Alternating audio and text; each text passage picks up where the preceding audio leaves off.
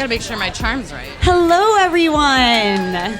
We're gonna go ahead and get started. Hopefully, most people here are able to grab a seat, get comfortable, grab some food and drink. Just wanted to start off by thanking everyone for coming out and joining Asics on our Boston Move Her Mind event.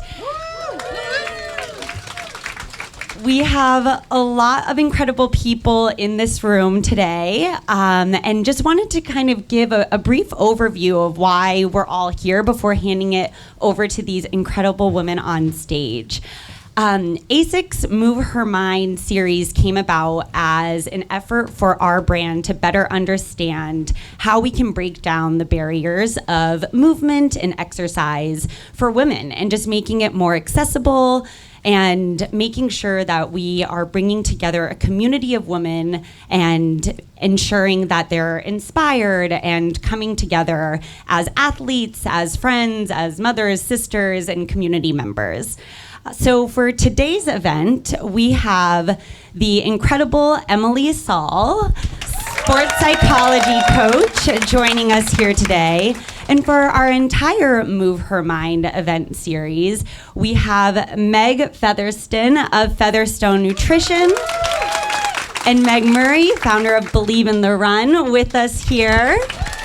They will be with us for the entirety of our Move Her Mind event series. We're going on a 12-stop tour, but Boston is at the very beginning of that series. So we are so excited to be here with you all today. And we're going to go ahead and kick things off. So go ahead. Thanks, Nicole. Thank you all for being here. This is awesome. How many of you are running tomorrow?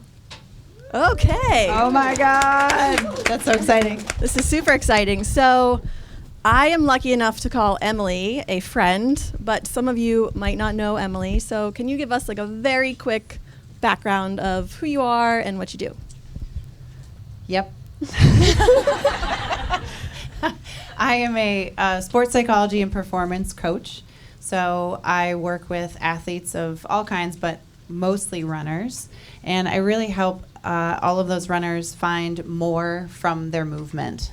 So I focus on the relationship that people have with their movement practice and help them to understand what role that relationship plays in their lives. I help them overcome some of the challenges that come up and really look at that we're, as runners, we're not just physically training our bodies to get from a start line to a finish line or through a training cycle, but our minds are really going to be either a bolster to that running performance and experience, or our minds are going to be a barrier to that running performance and experience. And so if we've got one or the other, it's going to help us or it's going to get in our way. The work that I do with people is helping them use our minds in that powerful, supportive way so that we can really have get the most from our experiences. So a lot of people are looking for how we perform better. So whether you want to get faster or accomplish more things, a lot of people are looking to get more meaning out of their movement and find more joy and enrichment from the experience. And we can do both of those two things as well. So that's the sort of core of my work. I work a lot individually with athletes, do a little bit of work with some teams, the Harvard rugby team here in Boston, things like that. But that's it. And how many of you have personally benefit from Emily's expertise? Raise them nice and high. And anyone who does not have their hand raised can raise it by the end of this, because you are all going to get to experience the magic of Emily Saul. So, as Nicole mentioned at the beginning, this whole event series that the Megs are going on for the next few months, 12 stops, is based around a global study that was done called Move Her Mind, looking at the gender gap and the reasons why women are moving and why they're not moving. So we wanted to pick Emily's brain a little bit on that topic about, she's worked with many, many runners, many female runners as well. So are there any overarching themes that you tend to see that would apply to a lot of us as female runners and our male partners out there, about barriers to the mental side of being able to move our bodies the way we want to? Yeah, it's a good question. I think one of the things that comes up so much in conversations that I have with people individually is the perception of expectation. So you can recognize if this feels familiar to you personally, but if you ever spend time sort of feeling like I'm supposed to be someone, or I should be something, or I need to either look a certain way or appear a certain way, not only physically with our bodies, but sort of seem as a person in a certain way. There are a lot of those expectations that sort of exist, and anyone who's had an individual conversation with me knows I'll talk a lot of smack about the culture of running, in that I don't think the culture of running actually serves us as individual athletes very well. I think that the bigger culture of running, and even the industry of it, really focuses on time and distance as these like two singular metrics that matter and that sort of tell us whether we matter.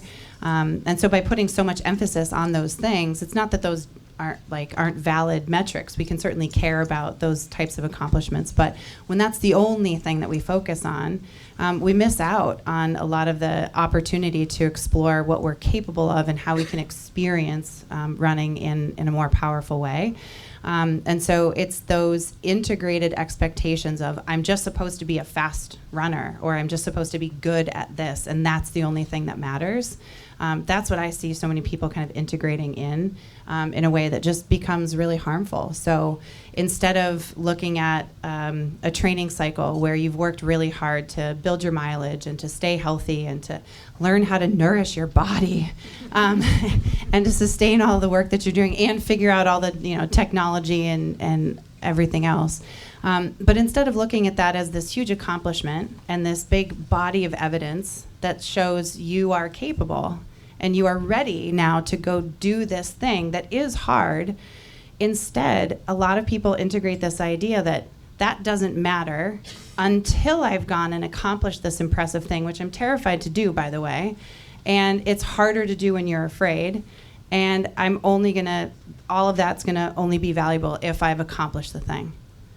And I think that is one of the biggest barriers that we have to overcome. I think that's one of the hardest things that people sort of integrate, is a sense of I'm not enough until. And so I keep telling people again and again, let's look at the evidence that's there. When you've done all of this work, when you've accomplished all those things, when you've seen the progress in all of your effort in your body and your mind, you stand at a starting line with all of the evidence already there. That's this beautiful foundation on which you get to stand to say, that's the reason that I can go do this thing. That's not the thing I'm going to get as a prize when I finish it. You already have it. So use that to allow you to move forward. So I think that's a good example of the kinds of things that I feel like people can integrate in ways that become not helpful. So I don't know what your thoughts are. I already feel motivated by this whole thing, and you haven't even started the guided meditation. Is there anything else we want to cover before you get started? Or was that? I mean, I feel like we're done. Okay, everybody go home. No, I'm kidding. No. Well, I'm curious, for each of you, because you have also run a lot of marathons. You've run Boston. I'm curious how you experience some of those challenges and how you work within yourself to either feel confident and ready to go, or what helps you to feel excited about doing it rather than just afraid. I will never forget a few years ago, I was running Boston, and someone said, you need to think of this as a trail race. And what they meant by that was, forget about pace. You don't know about the weather, the course is really challenging, just throw all expectations out the window. And so I went into it with that mindset, and I was like, we'll get as fit as we can and we'll see what happens.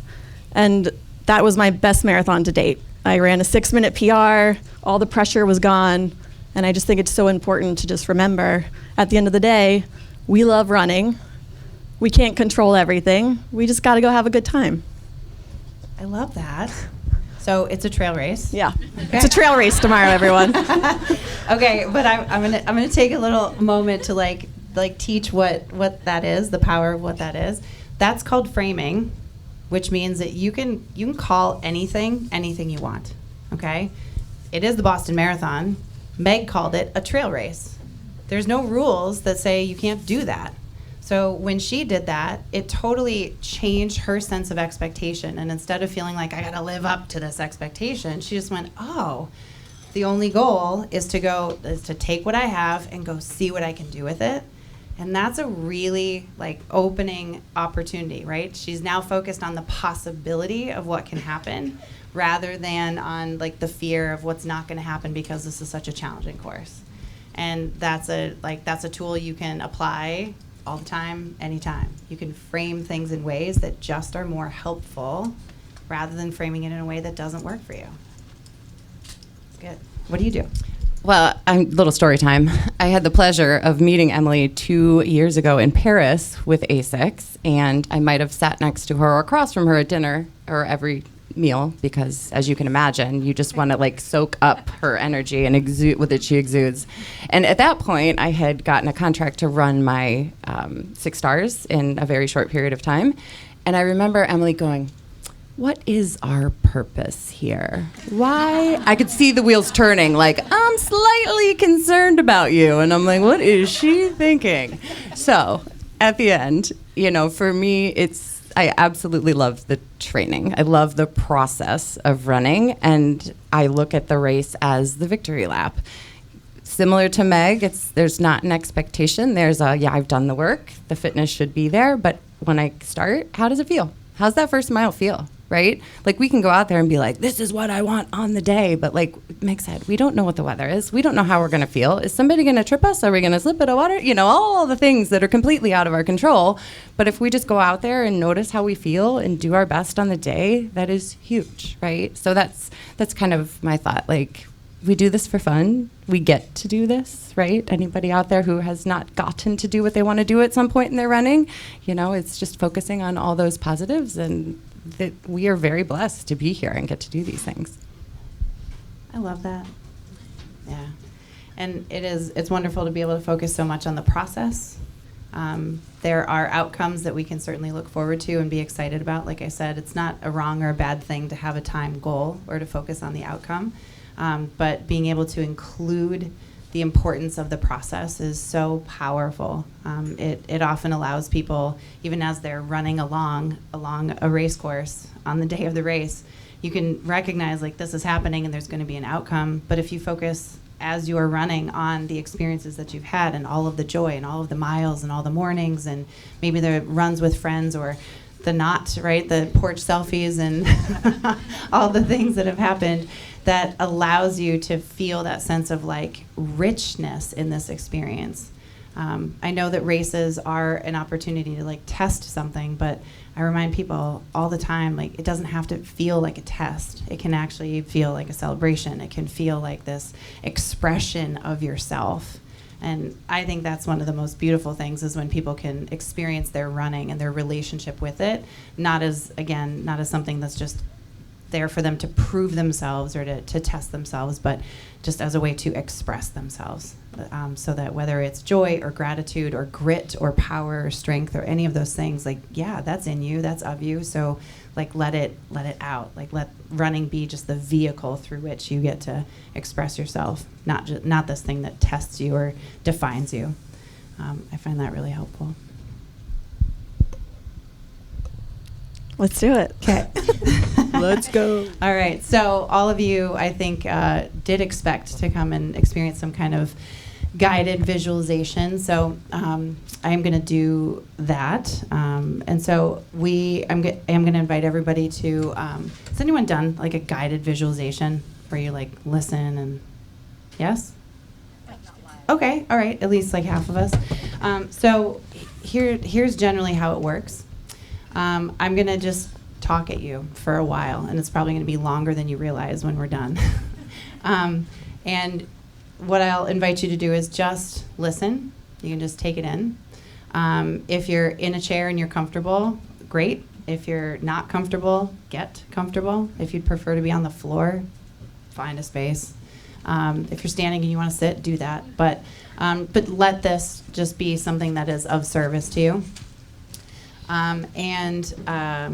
I'll talk through it a little bit, but is like this is really about just letting your attention be here And if your attention goes away, you can just notice that and bring it back. Okay, and that's totally fine. So just let this kind of serve you as you find it helpful.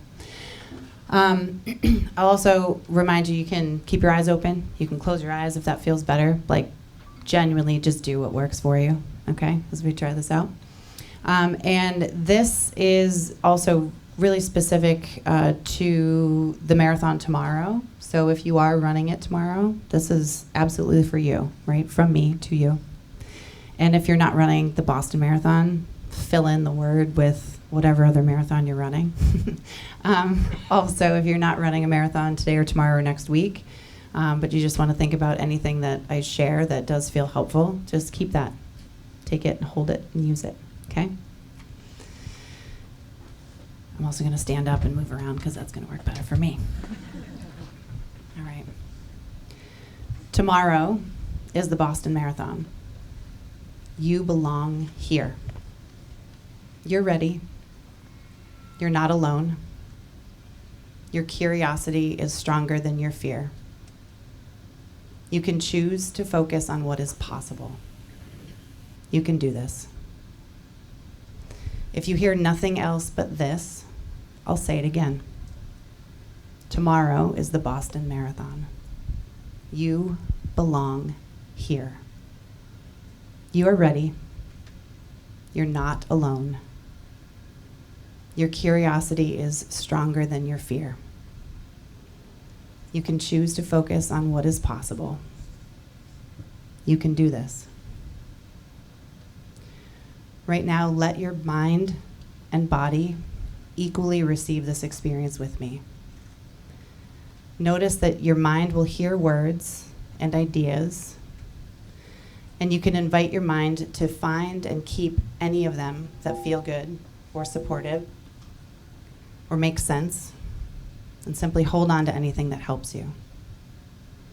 Notice, too, that your body will feel the rhythm and tone and intention of my voice, and that even if you don't listen at all to the words, or if you move away from them or come back to them at any time, that's just fine.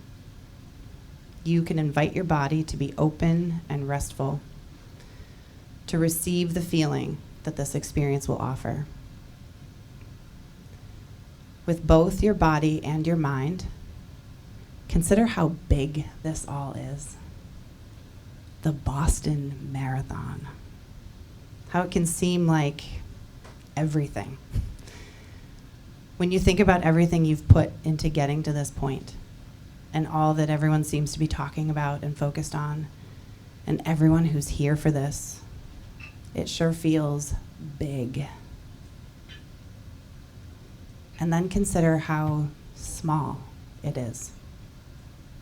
How this entire event is really simply a single footstep.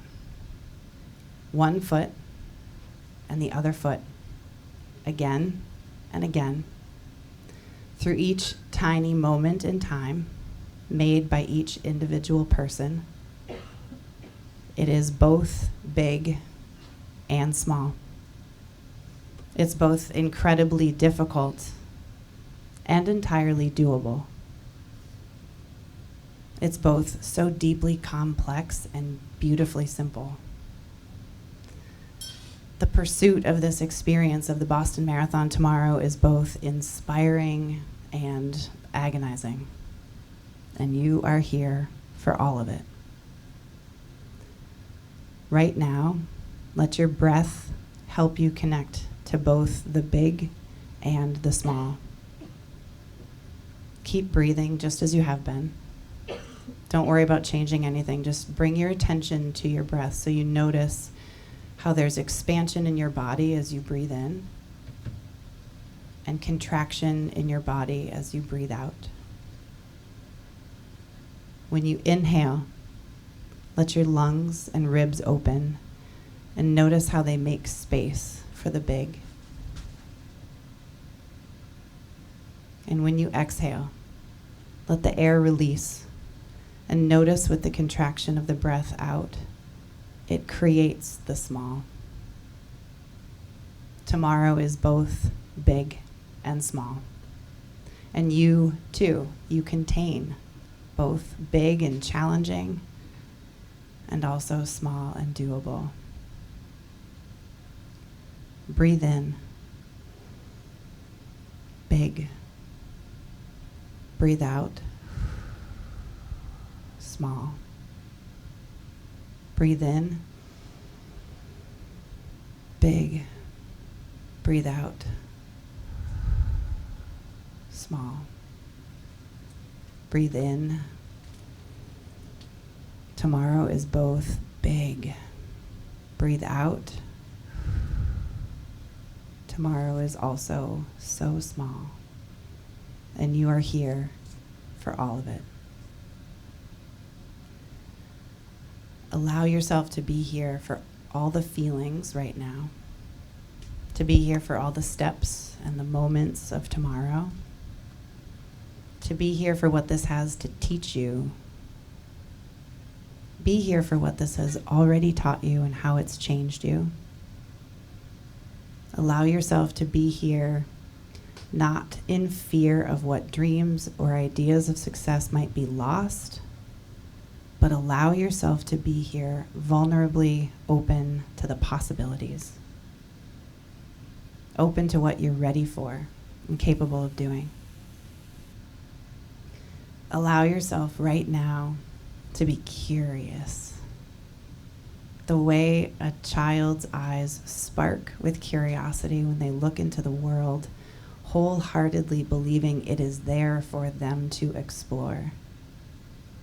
Allow yourself to spark with curiosity as you look into the possibilities of tomorrow and choose to believe.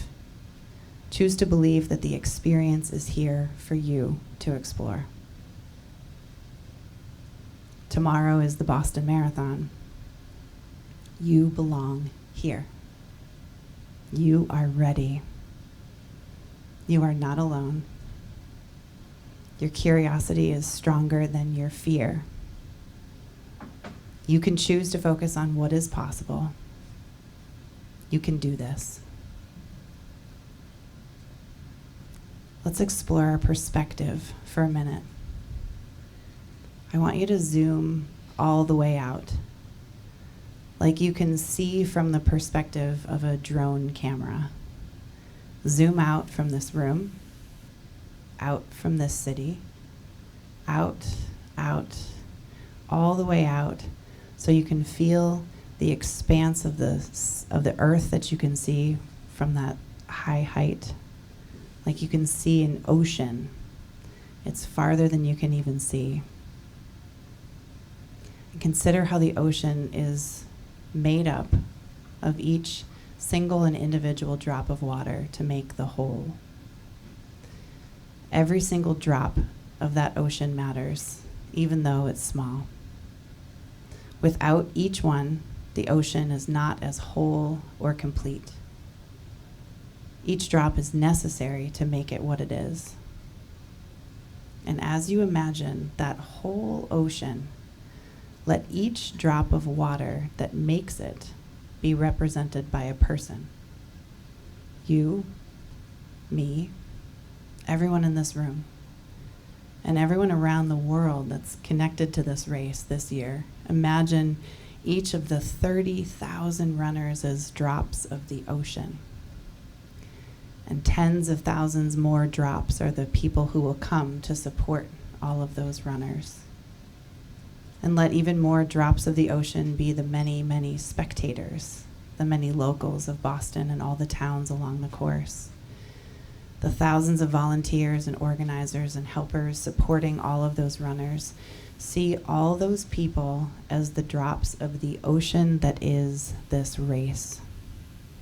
An ocean that you can see and feel the expanse of and appreciate from this zoomed out perspective. It is big, and you belong here.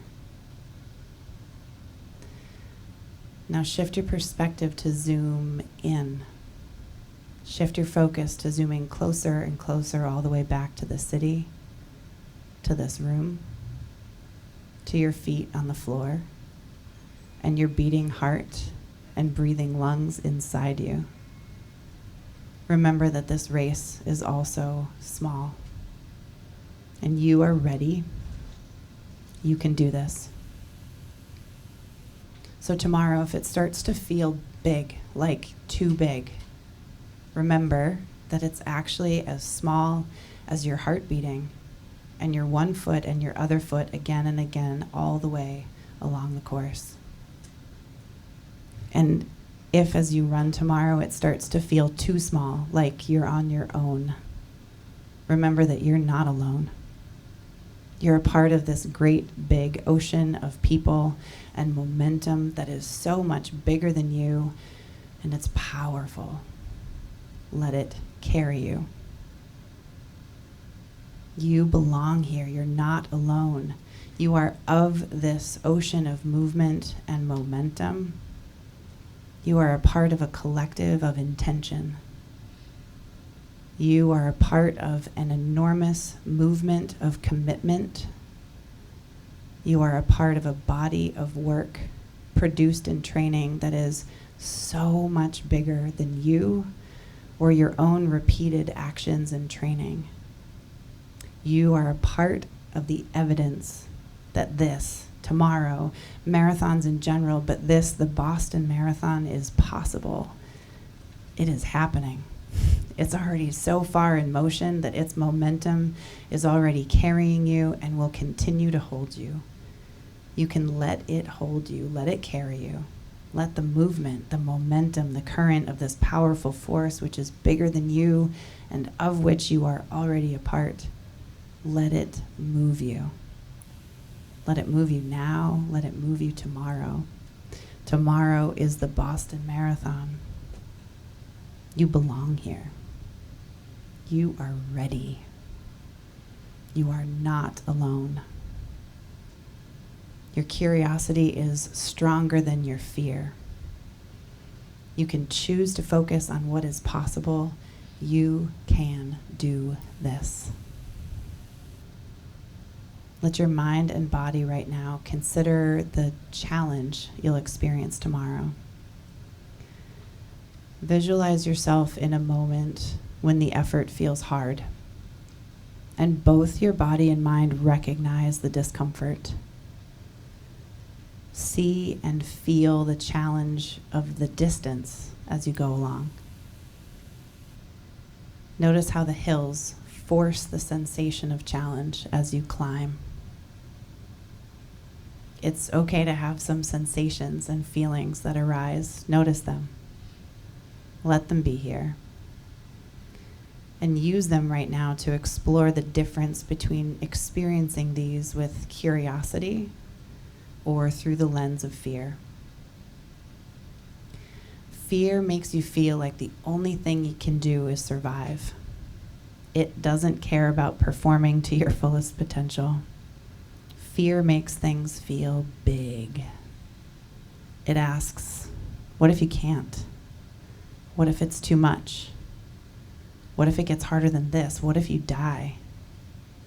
Your fear begs you to stop, to leave, to get away from the challenge, and that's not an unreasonable thing. If the goal is purely survival and surviving the experience, but that's not all that you came here to do tomorrow, simply to survive. Your fear is not what serves you most in this marathon experience. If you're noticing fear in you, that's normal, that's okay, and you don't have to hold on to it. Tomorrow, curiosity will be your greatest resource. Your curiosity, it helps make the challenge feel small. It asks, what if you can? What if it's possible? What if you just focus on this one little piece? And your curiosity allows you to be in the experience simply by noticing what's happening. Curiosity allows you to engage in the sensations simply by seeing them as information that's neither good nor bad, not right or wrong. Curiosity allows you to explore each moment as it's happening and to let it be interesting and engaging, not scary. Curiosity is the opposite of jumping to fearful conclusions about what hasn't yet happened. Curiosity keeps you exploring the race, but fear often pulls you from the race in your mind long before you reach a finish line. A hill will not break you. Distance and challenge will not break you. Fear will not break you. Your curiosity is stronger than your fear. So choose right now to gather the fear from inside you. Scan your body for those sensations of fear that you've been practicing leading up to now, or that showed up when you focused on the challenge of tomorrow. And imagine gathering up the fear like it's papers scattered all over the floor. Grab them up. Squeeze all of that fear in your hands like you're crumpling up the paper. Tighten your hands on that fear and feel your hold on it. Actually, right now, squeeze your hands tightly. Take a breath in and open your hands. Let it go. You don't have to hold on to fear. And anytime you notice it showing up, you can simply grab it like you just did, squeeze it, and let it go. Also choose to let in the curiosity. Imagine it is as accessible as the air around you. That simply by choosing it with your mind or your body and then breathing in, you can feel curiosity inspiring you, helping you to focus on what you can do, focus on a word or a sensation or an idea or a cue for your body that feels helpful to you right in that moment. Curiosity is the pathway to possibilities, and you can choose to focus on what is possible. You can choose to focus your attention tomorrow on what your body knows how to do. Focus on the rhythm and familiarity of the movement and your breath. Focus on small actions that you've done so many times. There's no question that you can do that little thing. Focus on small parts of the bigger challenge that seem so manageable that you can't help but feel certain and excited that you can do them. Allow your focus to help you to create the feeling of possibilities. And anytime you notice your focus is not helping you, it's either welcoming fear or it's creating friction in your mind, you can choose to focus on the possibilities. Welcome curiosity, breathe it in again and again, because it's the pathway to possibilities. Tomorrow is the Boston Marathon. It is both big and it is small. You belong here. This race is not whole without you. You are ready, and you are not alone. You are of the ocean that is this race. Let it move you. Your curiosity is stronger than your fear. What if you can? You can choose to focus on what is possible. Let your focus help you. You can do this. Tomorrow is the Boston Marathon. You belong here. You are ready. You are not alone. Your curiosity is stronger than your fear. You can choose to focus on what is possible. You can do this.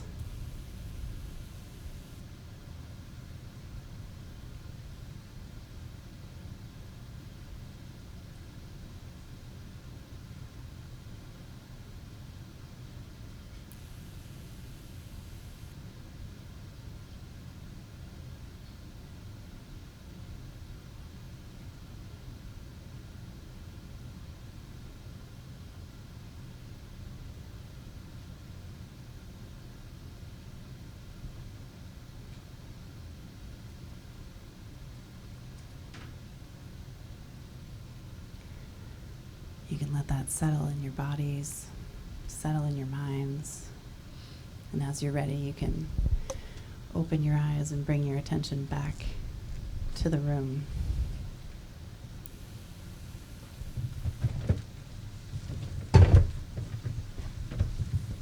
How we doing?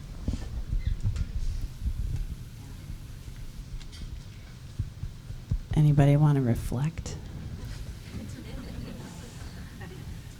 Yeah, go ahead. I wear a bracelet when I run that says "Curious" on it, so that really resonated with me. That's awesome. Thank you.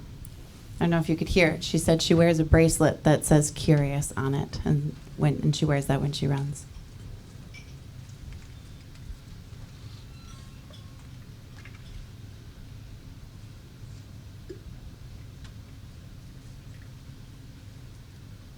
Anyone else want to reflect at all? Sometimes it's just nice.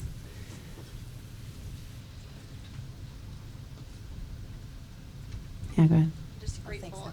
I'm grateful for the repetitive statements that you made that were so empowering, and I just know those will come back tomorrow, and I'm kind of just excited to see which ones come back, and I just can sense their helpfulness, how that's going to manifest tomorrow. Awesome. Thank you. Great. Yeah, go ahead. Nicole, you're the best. Thank you. Hi, I really appreciated when you were speaking about being drops in a larger ocean and belonging. I think inclusivity is something that is so big in the running community, and to be surrounded by so many amazing athletes and look very different with a little bit more meat, it's nice to know that I am part of this community and recognized as so. Yeah, most definitely. Thank you.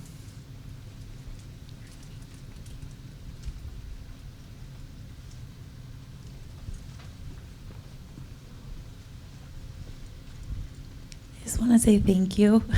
I got a little emotional over here when you were saying it's so big, but it's also so small. We tend to put so much pressure on ourselves, and that really struck a chord, so thank you so much. Yeah, you're welcome.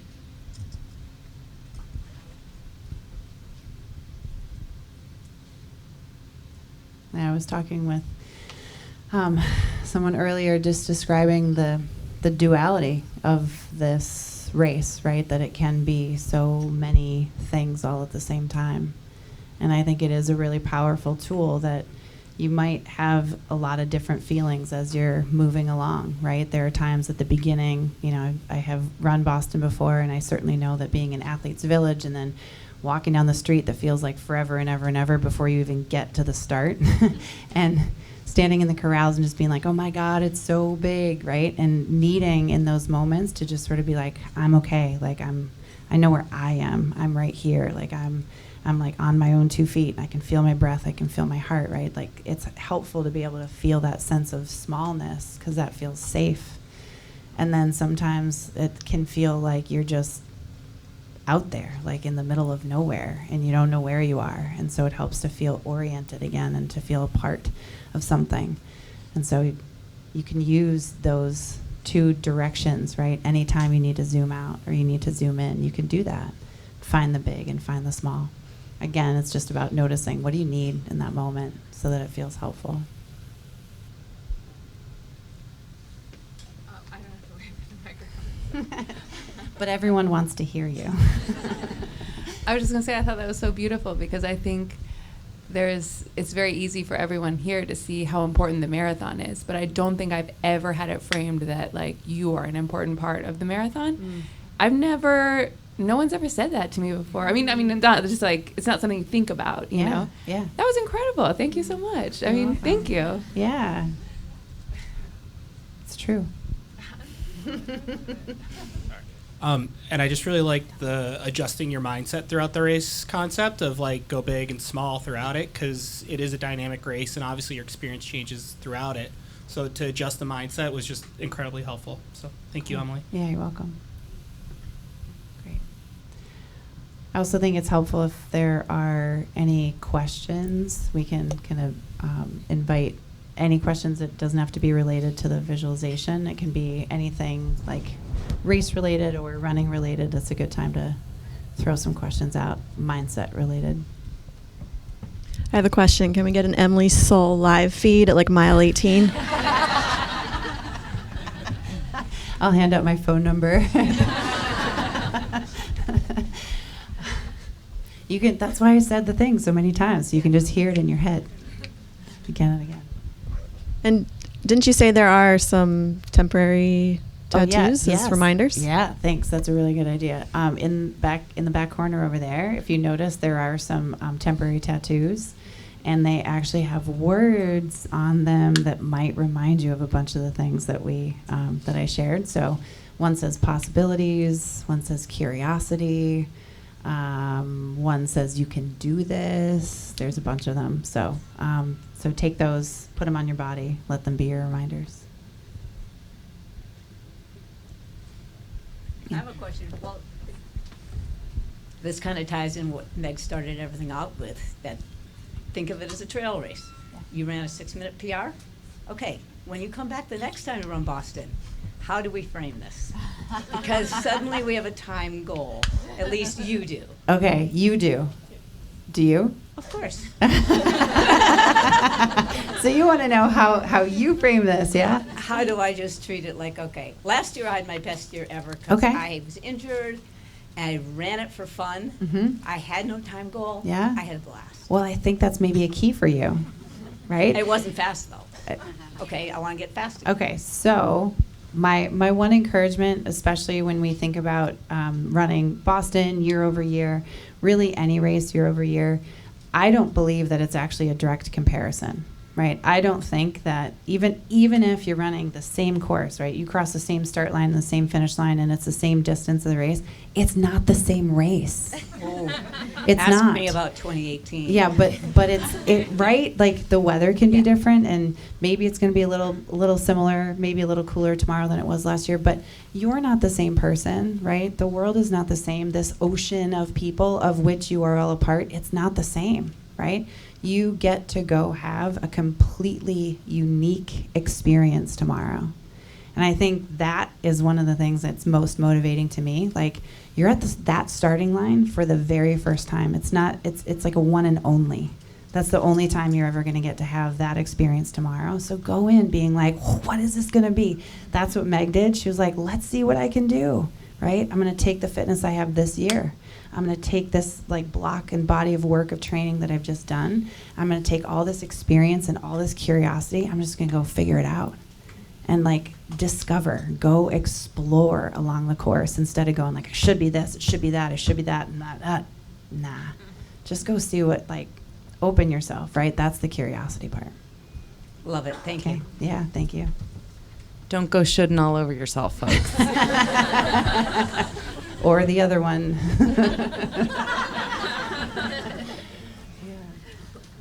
Any other questions? Can I ask another one? Yes, please. Okay, inevitably tomorrow, like marathons are hard. Yes. It's going to get hard. Yes. At one point, you're not going to feel great. Yeah. How do we get out of that mentally? Okay, I love that question because my favorite thing about the fact of marathons, like you just said it, we know that it's going to feel hard. So here's my one like specific advice to that: don't be surprised. Like be wildly unsurprised when it feels challenging. So I like to think of it that there are certain things we can expect, right? Generally, certain things we can expect. You know that there's a start line, and you know you're going to cross it. You can expect that there's going to be water stations. You can expect that the road's going to be really full. And you can expect that there'll be lots of cups on the ground. And like certain things you can just expect. And then there's going to be the unexpected things. And that's like you might drop your gel, or you might trip on something, or someone might cut you off. Like that's unfortunate, but like those things happen too. You just don't know that you don't know they'll happen, but they're kind of the unexpected things. And then there's like the things you know for sure, you just don't know when they're going to happen. So if you know for sure, because it's a marathon, like Dina Castor, you're in the room. Have you ever run a marathon that hasn't been hard at some point? No, she said no. Okay, so even the amazing Dina Castor, who's really, really good at this, like legitimately good at this running thing, okay, it's still hard. Okay? So when it's also hard for you, be unsurprised. In fact, I like to think about it a little bit like a bingo card where you go like, oh, I found it. Like, there's the hard part. Like, got it. And it's just like, honestly, that little framing of it being like, seek to find it, to like notice it, you actually then feel chemically, biologically, you feel a reward that you identified it instead of feeling this like devastation because now it's hard. Right? So just expect that it will be, enjoy being unsurprised by it. Yeah. I have a question. How do you do me, like at some point in the race, it could be like after 25K or 28K, I'm like, okay, I'm done. I've run enough. It's why do you do 42Ks? Just stop. Don't go because it's right. hard. So how do you change that mental set, say that I don't have this? Just stop. I mean, why are you doing this? Yeah, well, so that's it. Love that question. Anyone else want to stop somewhere halfway through, 3/4 of the way through? I know. I usually get to a point where I'm like, I am done. Like my body would be happy to be done. But this is where the like age-old phrase, which I don't love, but like find your why. It's really about deciding what's important to you. Okay, so if at that point you're like, okay, I don't want to be physically uncomfortable anymore, and that is genuinely like important to you to feel more comfortable than to be uncomfortable, then slow down, right? Like that's a reasonable choice. You can do that, okay? But if it is important to you to be like, no, I trained for this thing and I want to do it all the way, then you have to focus on the thing that is important to you. Like, I am here not to be comfortable. I'm here to test out my capacity. I'm here to like ride this to the end to see what I'm capable of, to be curious about like, what can I do with this today? But that's where you can also use a lot of tools that help you focus your attention on like what's helpful to you. So that's where I have like body anchors, belief anchors, and people anchors. Okay, so body anchors are just like, you don't have to question like, how does this feel? You might just focus on like the mechanics. There's certain physical cues. You're like, you know what? Just keep your knees moving, or keep your cadence going, or keep your breath moving, right? So body anchors, that just keep focusing on those. That helps you just have something to focus on. Belief anchors are the things like what is meaningful about this, like why you're doing this, or like I know that I'm strong, so I can anyway, or I can do hard things. We all love that saying, right? I can do this, you can do this, you can do this, you can do this. Like, it doesn't have to be easy. And then the people anchors are like, who are people in your life who bring some sense of meaning or connection, and just be with them, like bring them to you. So I often remind people, like, you can have them in your mind. You can have them run side by side with you, right? Just moving along. You know what it's like to have that person with you, and that helps. Or you might have them run in front of you because you just need a little break, and so you're like, okay, I'll just follow, and visualize that they're there. Or put them behind you because they need you, and you won't let them down. Okay? Thank you. Yeah.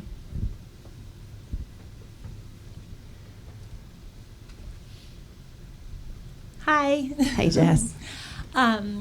I wanted to share something that's kind of cheesy, but I think it goes along with possibility and curiosity, which is using my imagination. And this is so silly, but it comes back to me every year when I run Boston, and maybe some of you will like it. The first time I ran Boston, when I was going up Heartbreak Hill, which I'd never done this before, and there was like, oh my gosh, Heartbreak Hill, like what is that going to be? And I don't know if you guys feel that way if you haven't run this before, but I did that first year. And as I was running up Heartbreak Hill, I started singing in my head, "Don't go breaking my heart." And then I heard, "I couldn't if I tried."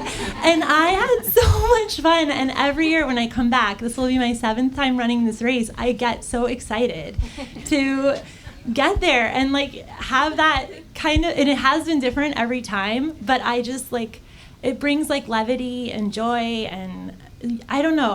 Would you put imagination into the same category Yes, as totally. possibility? I guess like we are all creative in our own ways. It doesn't mean you have to be an artist, or I'm certainly not a singer. But like, I guess I just want to encourage everybody, including myself, to open yourself up to like using that imagination and being curious about how it can help you and where it can take you. Yep. And if you don't know which hill is Heartbreak Hill, just I sing didn't that on all actually of them. until I got they had a sign that Sing was it very helpful. Every uphill. Yep. Just pretend they're all heartbreak. Yeah. Eventually there won't be any more uphills. It'll be great. All right, we got 2 more over there.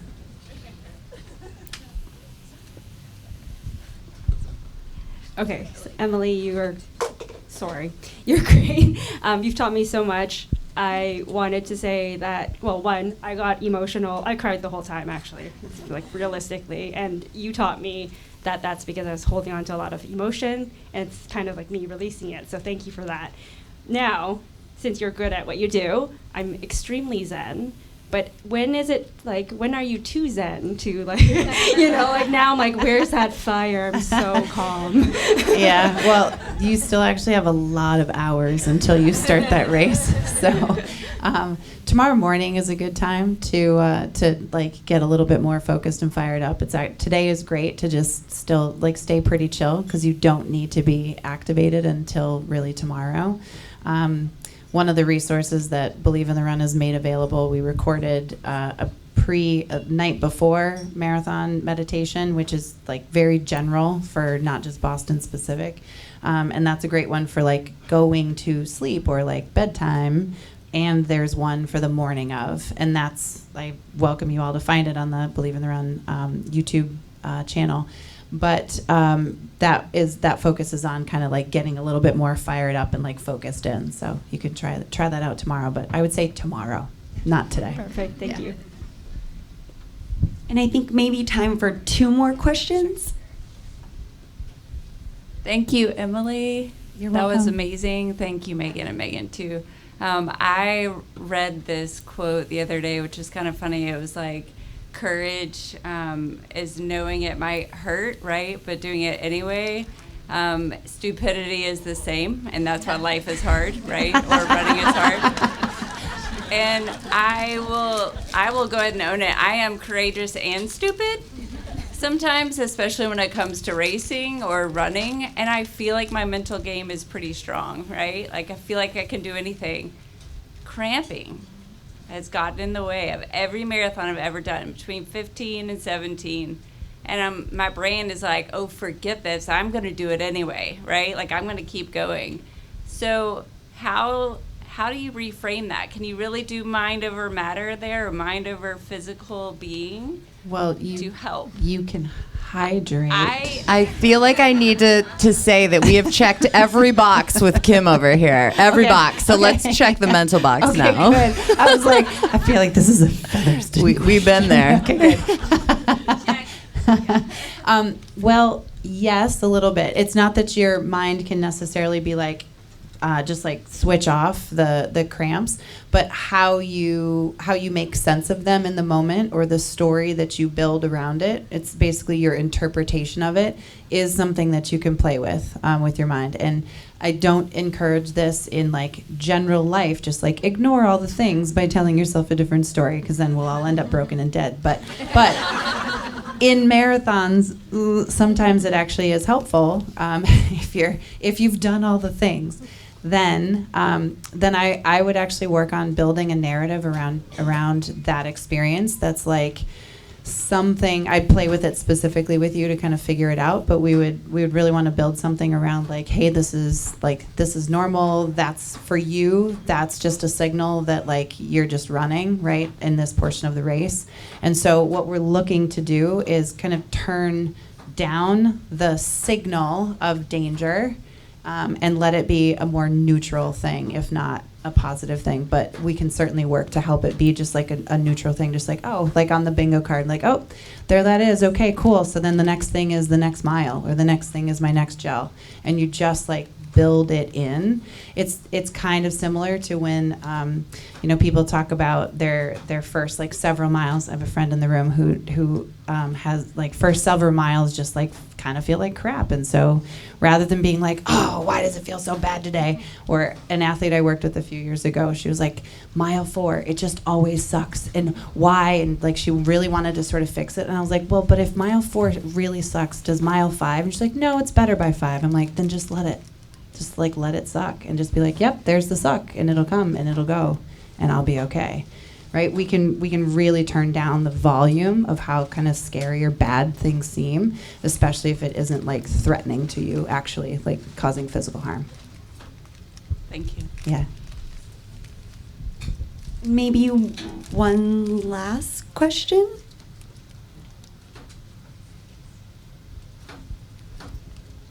I think our brains are full of all of the amazingness of Emily Saul. So now you can all raise your hand that you have experienced the wonderfulness of Emily Saul. Before we thank everyone and close out, you guys all got a bag while you were here.